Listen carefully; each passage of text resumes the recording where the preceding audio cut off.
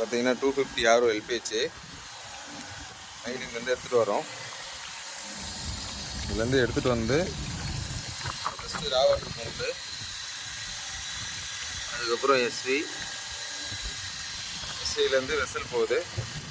Vessel முடிச்சுட்டு அதுலேருந்து வெசலோட low pressure சுவிட்சு கனெக்ட் பண்ணியிருக்கோம். லோ ப்ரெஷர் சுவிட்சிலேருந்து இதுக்கு கனெக்ஷன் போவோம். செடிமண் கார்பன் போயிட்டு ரா வாட்டர் பம்பு, மெம்பரைனு பார்த்தீங்கன்னா ஃப்ளோ ரேட் வந்து இந்த டிடிஎஸ் வந்து ரொம்ப கம்மின்றதுனால 700 வரைக்கும் யூஎஸ்என் வாட்டர் வச்சுருக்கோம். இதுக்கே ஃப்ளோ ரேட் வந்து 300 வருது. பார்த்தீங்கன்னா பெரிய ஹோட்டலோட டெரஸில் பண்ணியிருக்கோம். இன்னும் டேங்க் வந்து இதுக்கப்புறம் தான் வைக்கணும்.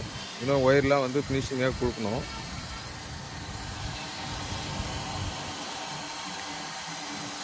வேஸ்டேஜ் வாட்டர் லைனாக அடிக்கணும்.